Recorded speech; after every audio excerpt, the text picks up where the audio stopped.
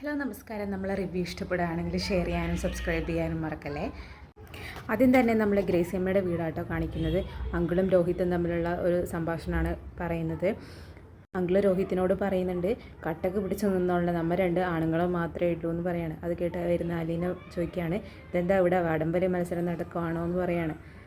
അലീന രോഹിത്തിനോട് പറയുന്നുണ്ട്, രോഹിത്തെ നമ്മൾ മേടിച്ച സ്വീറ്റ്സ് വാങ്ങിച്ചു എന്ന് പറയുന്നുണ്ട്. അന്നേരം അങ്കിള് പറയാണ്, സ്വീറ്റ്സോ എന്ന് വയ്ക്കുന്നുണ്ട്. അന്നേരം രേവതിക്കുട്ടി പറയാണ്, സ്വീറ്റ്സ് കഴിച്ചത് തന്നെ എന്ന് പറയാണ്. അന്നേരം അലീന പറയാണ്, സ്വീറ്റ്സ് കഴിക്കാത്തവർക്ക് ഫ്രൂട്ട്സും ഉണ്ട്, പച്ച മുന്തിരി, പച്ച ആപ്പിള് ഒക്കെ കൊണ്ടുവന്നിട്ടുണ്ട് എന്ന് പറയാണ് കേട്ടോ.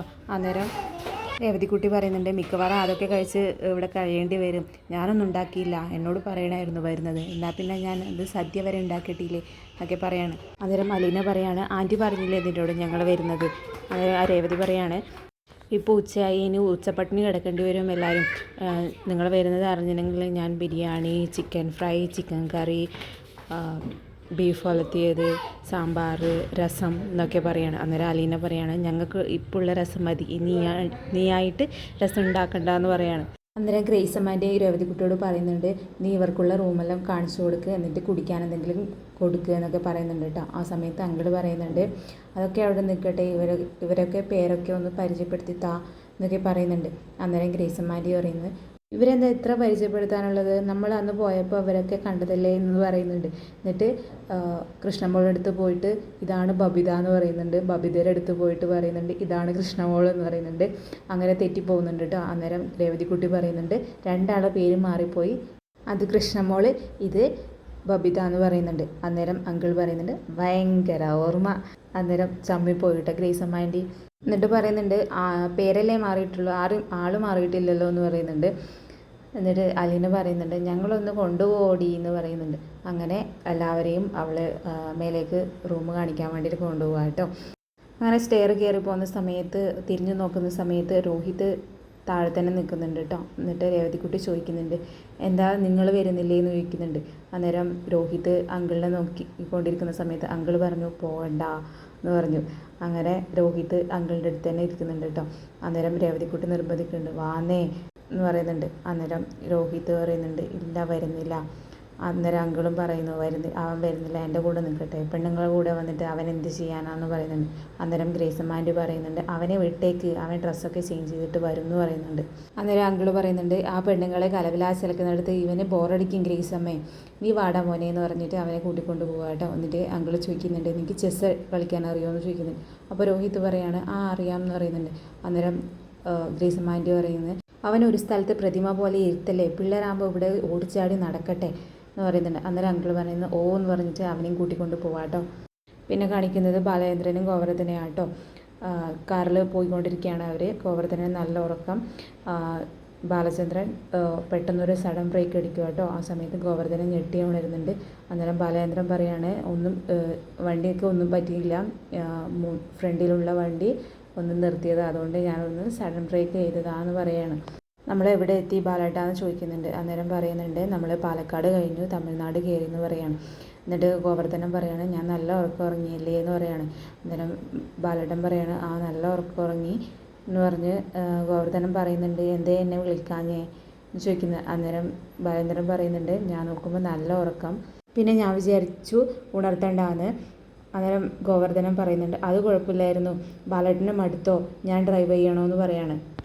അന്നേരം ബാലേന്ദ്രൻ പറയുന്നുണ്ട്, ഇല്ലടോ ഞാൻ ഓടിച്ചോളാം, ഇനിയിപ്പോൾ കുറച്ചല്ലേ ഉള്ളൂ എന്ന് പറയാണ്. അന്നേരം ഗോവർദ്ധനം പറയാണ്, കുറച്ചോ, ഇനിയും ഇല്ലേ, ഒരു 100-150 കിലോമീറ്റർ ഇല്ലേ എന്ന് പറയാണ്. അന്നേരം ബാലേന്ദ്രൻ പറയാണ്, അതൊക്കെ ഒരു ദൂരമാണോ, ഇനി എത്ര കിലോമീറ്റർ ഓടാനുണ്ട് തിരിച്ച്. എന്നിട്ട് ഗോവർദ്ധനം ചോദിക്കുന്നുണ്ട്, ആൾക്ക് അറിയോ നമ്മൾ വരുന്ന കാര്യം എന്ന് പറയാണ്. അറിയിച്ചിട്ടുണ്ടോ എന്ന് ചോദിക്കുകയാണ്. അന്നേരം ബാലേന്ദ്രൻ പറയുന്നുണ്ട്, എന്തിനറിയിക്കണം, മുൻകൂട്ടി അപ്പോയിൻമെൻറ്റ് എടുക്കേണ്ട ആവശ്യമൊന്നുമില്ല എന്ന് പറയാണ്. അന്നേരം ഗോവർദ്ധനം പറയാണ്, അവിടെ പോയിട്ട് എന്തെങ്കിലും പ്രശ്നം ഉണ്ടാവുമോ എന്ന് ചോദിക്കുകയാണ്.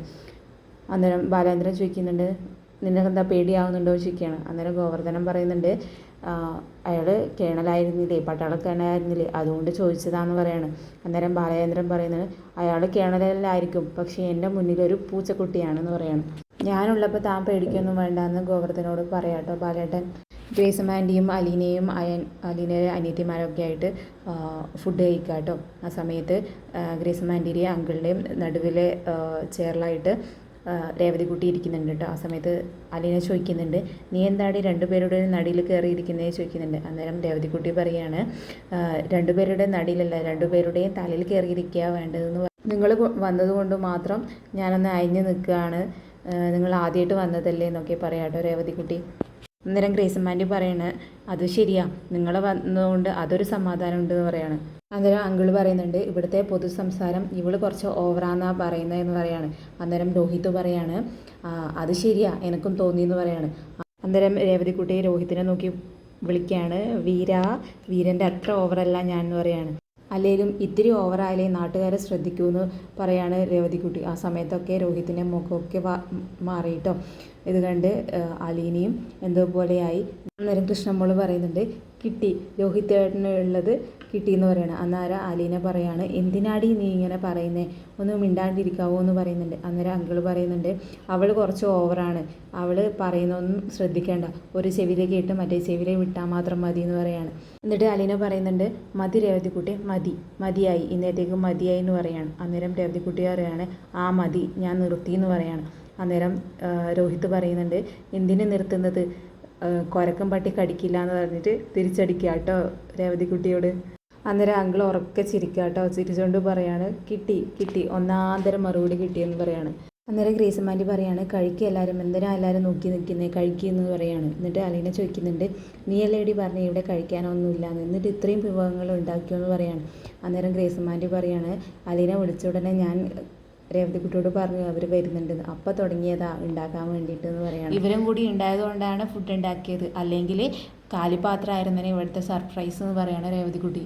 ബാക്കിയുള്ളവരെല്ലാം മിണ്ടാതെ ഇവർ പറയുന്നത് കേട്ടോണ്ടിരിക്കുന്നുണ്ട് കേട്ടോ. അന്നേരം അലീന ചോദിക്കുന്നുണ്ട്, നിങ്ങളെന്താ മിണ്ടാത്തത്, നിങ്ങൾക്ക് എന്തെങ്കിലും മിണ്ടാനുണ്ടെങ്കിൽ ഇടയ്ക്ക് കയറി പറഞ്ഞോളാം, അല്ലാന്നുണ്ടെങ്കിൽ ഒരു കാലത്ത് നിങ്ങളെ സംസാരിക്കാൻ ഇവിടെ സമ്മതിക്കില്ല എന്ന് പറയാണ്. എന്നിട്ട് ഗ്രേസമ്മാൻറ്റി ചോദിക്കുന്നുണ്ട്, ഇന്നെന്താ പ്ലാൻ എന്ന് പറയുന്നുണ്ട്. അന്നേരം രേവതിക്കുട്ടി പറയുന്നുണ്ട്, അതൊക്കെ ഞാൻ സെറ്റാക്കിയിട്ടുണ്ട്, വിഷമിക്കേണ്ട ആരും എന്ന് പറയാണ്. ആദ്യം ബീച്ചിൽ പോകുന്നു, അവിടുന്ന് പഞ്ചാബി റെസ്റ്റോറൻറ്റിൽ പോകുന്നു, അവിടുന്ന് ഫുഡ് കഴിക്കുന്നു, പിന്നെ സിനിമക്ക് പോകുന്നു, പിന്നെ തിരിച്ചു വരുന്നു.